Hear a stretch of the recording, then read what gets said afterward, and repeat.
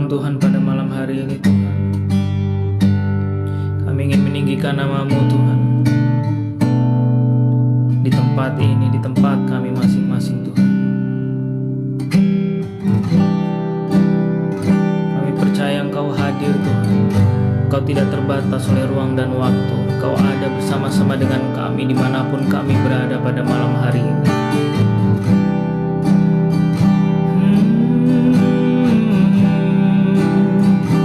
Let's worship Him. Worship our Father. You are worthy to be praised. You are worthy to be praised, Jesus. You are my God. You are my Savior.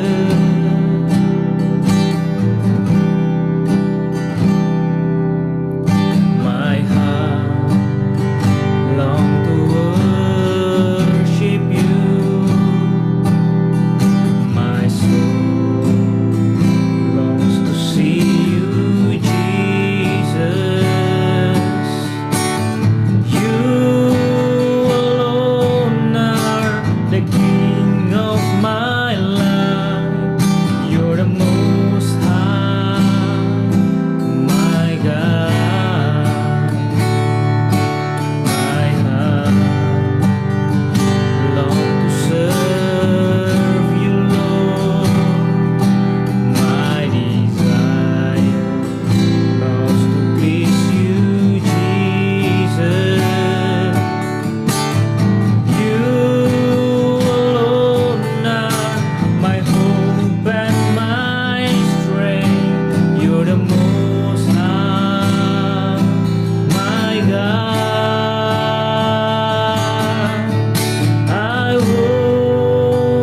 worship You, Jesus. I worship You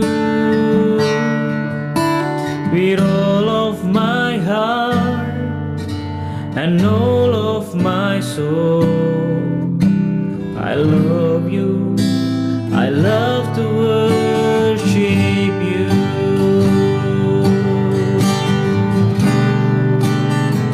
Love to worship You, Father.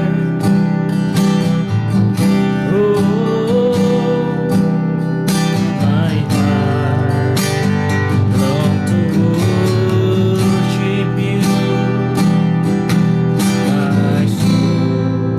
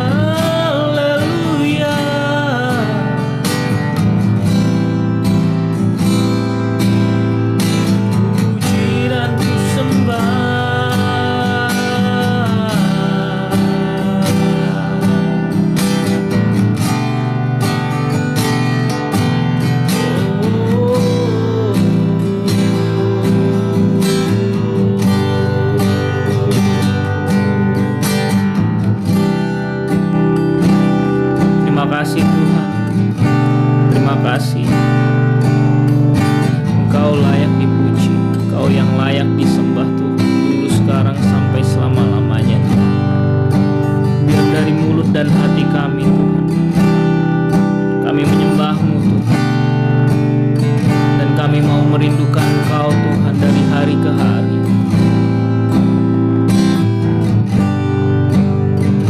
Pada malam hari ini Tuhan, kami akan mendengarkan firman-Mu Bapa. Berbicaralah melalui hamba-Mu yang sederhana.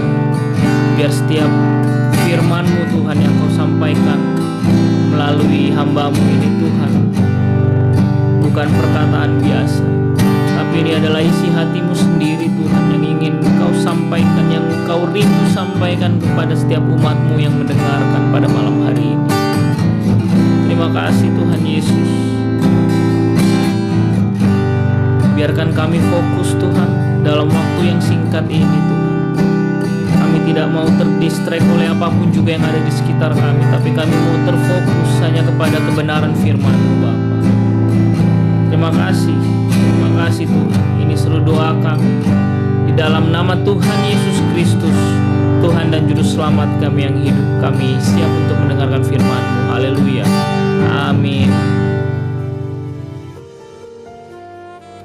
Shalom Bapak Ibu Saudara terkasih di dalam Tuhan. Puji Tuhan, malam hari ini kembali ya saudara, kita datang dan kita berjumpa di dalam ibadah tengah minggu. Dimanapun kita berada, mari kita buka hati kita untuk kita mendengarkan kebenaran firman Tuhan yang akan terambil di dalam 1 Petrus 4 ayat 12-19 dengan judul tema yaitu Teguh di dalam Api. Nah saudara, 1 Petrus 4 ayat 12-19 ini sudah sering kali kita dengar berulang-ulang di bulan ini khususnya ya saudara. Saudara-saudara yang kekasih, janganlah kamu heran akan nyala api siksaan yang datang kepada kamu sebagai ujian, seolah-olah ada sesuatu yang luar biasa terjadi atas kamu. Sebaliknya, bersukacitalah sesuai dengan bagian yang kamu dapat dalam penderitaan Kristus, supaya kamu juga boleh bergembira dan bersukacita pada waktu Ia menyatakan kemuliaannya.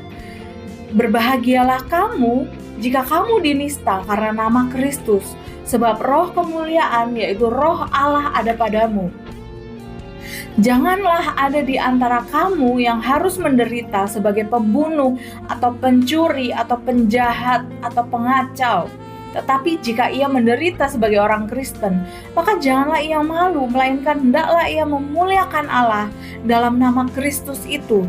Karena sekarang telah tiba saatnya penghakiman dimulai, dan pada rumah Allah sendiri yang harus pertama-tama dihakimi. Dan jika penghakiman itu dimulai pada kita, bagaimanakah kesudahannya dengan mereka yang tidak percaya pada Injil Allah? Dan jika orang benar hampir-hampir tidak diselamatkan, apakah yang akan terjadi dengan orang fasik dan orang berdosa? Karena itu baiklah juga mereka yang harus menderita karena kehendak Allah menyerahkan jiwanya dengan selalu berbuat baik kepada Pencipta yang setia. Nah saudara terkasih di dalam Tuhan, kalau saudara masih ingat bahwa ibadah tengah minggu yang lalu kita belajar tentang bagaimana sikap kita sebagai orang percaya untuk menghadapi ujian atau untuk menghadapi lembah ya saudara.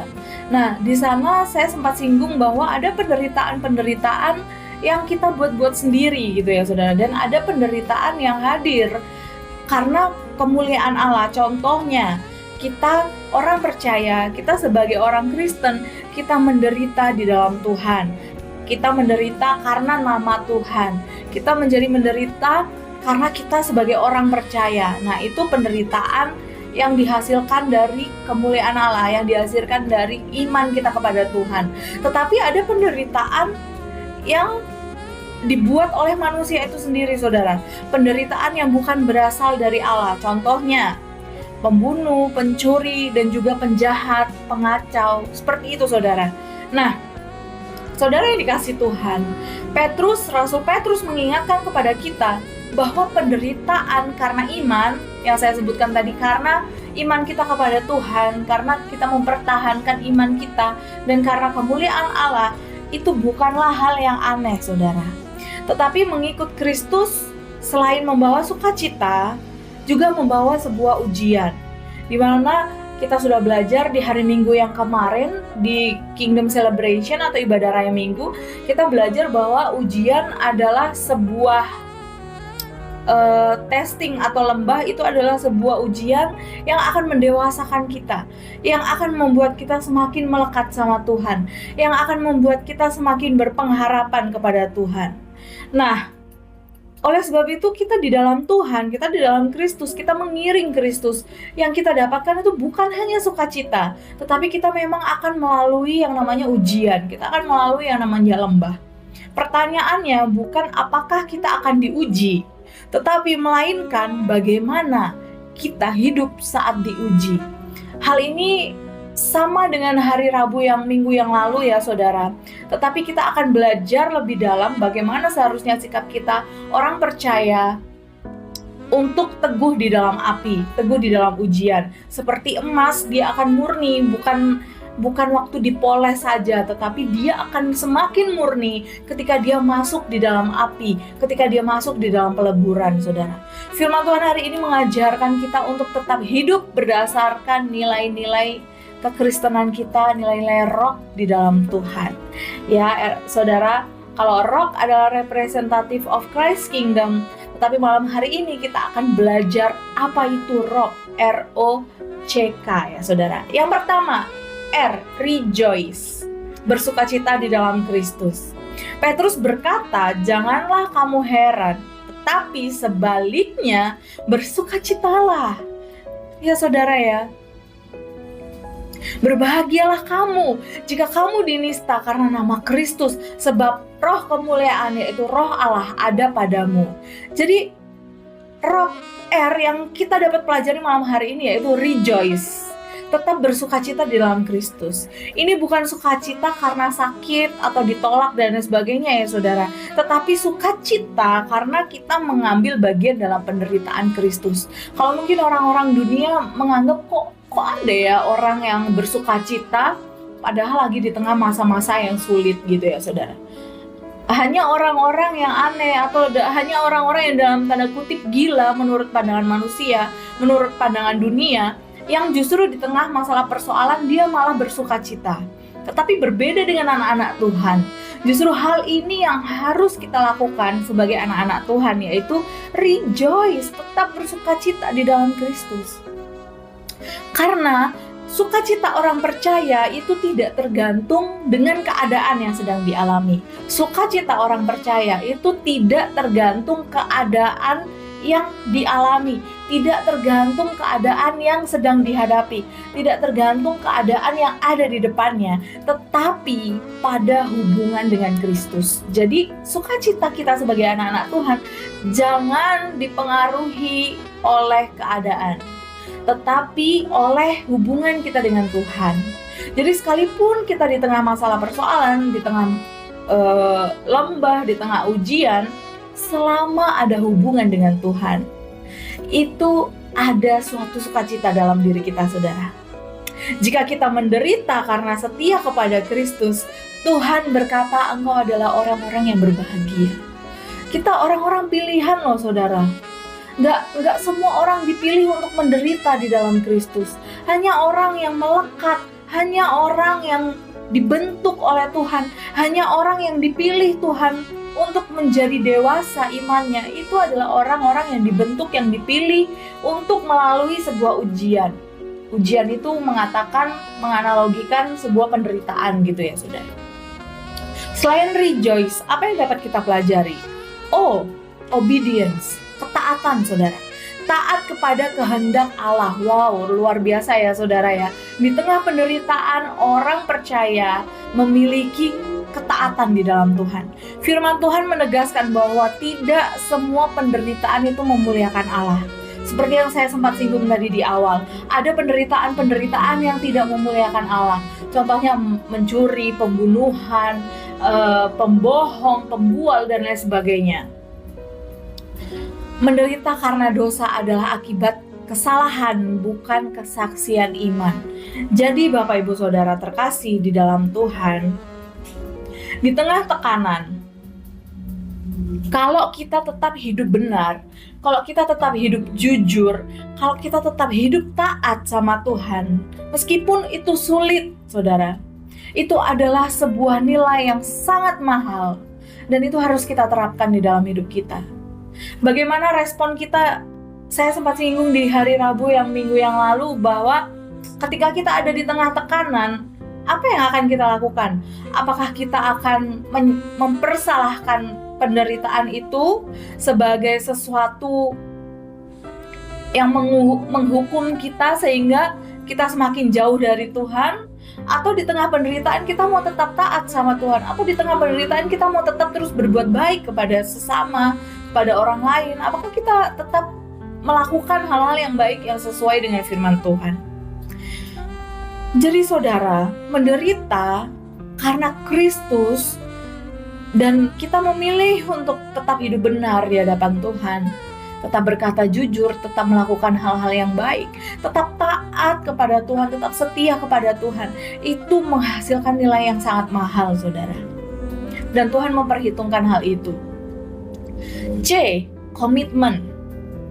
Komitmen kepada Kristus, komitmen kepada Tuhan. Petrus berkata, jika ia menderita sebagai orang Kristen, janganlah ia malu.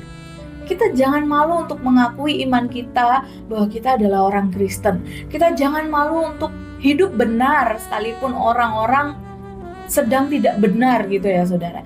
Jangan pernah malu untuk mempraktekkan firman Tuhan di tengah-tengah orang-orang yang tidak percaya kepada Tuhan. Tetapi bukan dengan maksud yang sengaja supaya kita terlihat rohani atau dengan sengaja supaya kita terlihat sok-sokan gitu, bukan ya saudara. Tetapi kita harus sadari bahwa komitmen melakukan hal yang baik, hidup di dalam firman Tuhan, itu sadar tidak sadar itu akan refleks muncul keluar dari dalam diri kita sebagai orang percaya, saudara ya.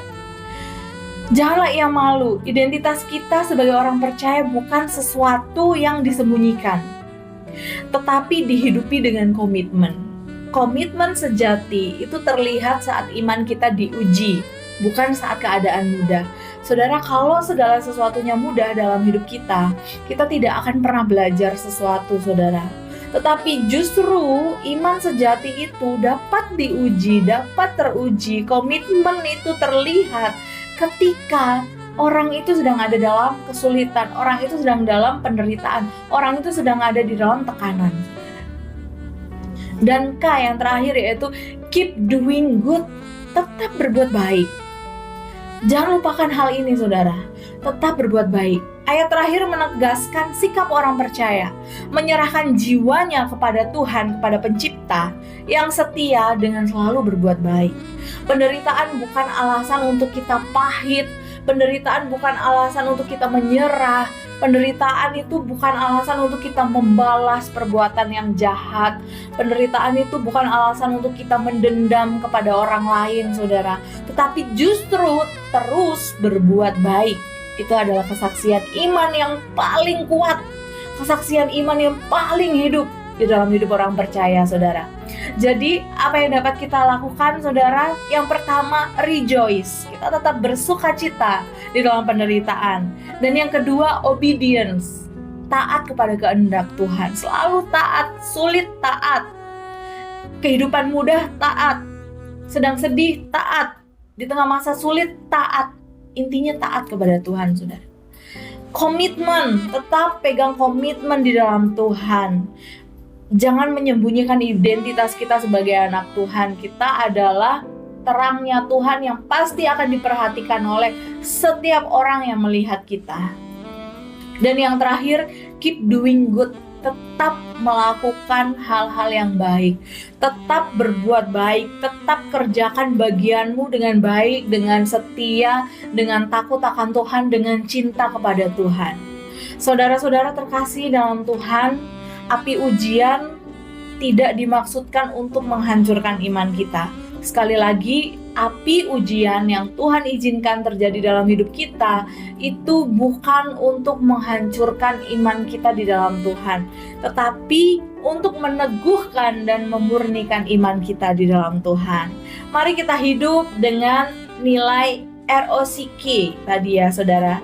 Bersukacita, rejoice, obedient, commitment, and keep doing good, ya saudara. Dan saat kita setia, kita percaya bahwa pencipta kita, bahwa Tuhan kita, bahwa juru selamat kita, bahwa raja kita, bahwa Tuhan yang kita sembah itu adalah Allah yang setia, yang tidak akan pernah melupakan satupun janji yang pernah Dia ucapkan kepada kita, saudara. Kita harus tenang, kita harus percaya bahwa Tuhan selalu ada menyertai kita, dan Tuhan selalu mengambil bagian, bahkan berdaulat sepenuhnya dalam hidup kita. Amin, saudara. Mari kita bersatu di dalam doa. Bapa dalam kerajaan surga, kami bersyukur kalau malam hari ini kembali kami boleh mendengarkan isi hati-Mu Tuhan, kebenaran firman-Mu. Terima kasih untuk setiap kebenaran firman-Mu yang kami boleh dengar dan kami boleh nikmati pada malam hari ini Tuhan. Hamba-Mu percaya, hamba-Mu sangat terbatas untuk berkata-kata, tapi Roh Kudus Engkau yang memberikan pengertian bagi setiap kami anak-anak-Mu. Roh Kudus Engkau yang memberikan materai firman-Mu itu di dalam hidup kami ya Tuhan, sehingga kami tidak hanya mau menjadi pendengar yang setia, kami mau menjadi pelaku yang setia, dan kami mau menjadi penyalur-penyalur kabar bahagia-Mu Tuhan. Kami mau menjadi penyalur-penyalur isi hati-Mu bagi orang-orang di sekitar kami.